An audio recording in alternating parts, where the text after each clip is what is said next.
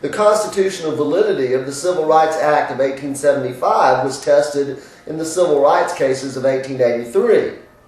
5 cases involving that legislation raised the question whether Congress had the authority under the 14th Amendment to prohibit discriminatory practices by private operators of inns, theaters, and amusement places and transportation facilities.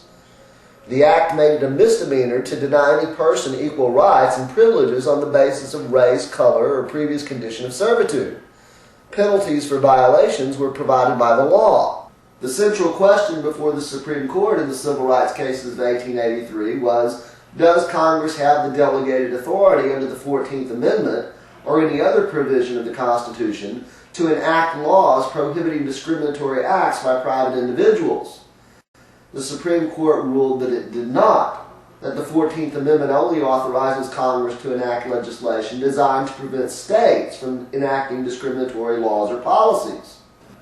Justice Bradley, writing for the majority of the court, argued, the truth is that the implication of a power to legislate in this manner is based upon the assumption that if the states are forbidden to legislate or act in a particular way on a particular subject, and powers conferred upon Congress to enforce the prohibition, this gives Congress power to legislate generally upon that subject.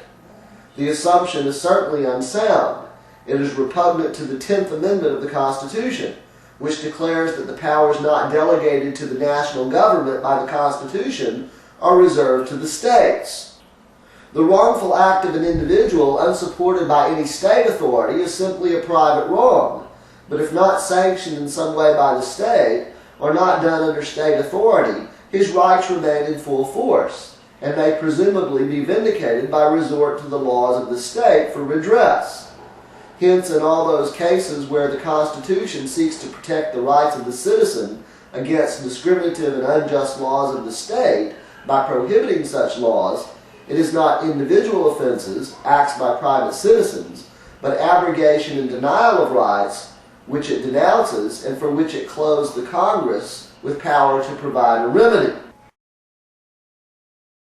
In other words, the court held that the theory of federalism of the Constitution means that Congress may only exercise power that is specifically granted to it in the Constitution. Thus, despite the language of Section 5, the 14th Amendment does not specifically delegate the power to punish private citizens for discriminatory acts based on race. Section 5 delegates to Congress the power to prevent the states from denying equality in their official acts.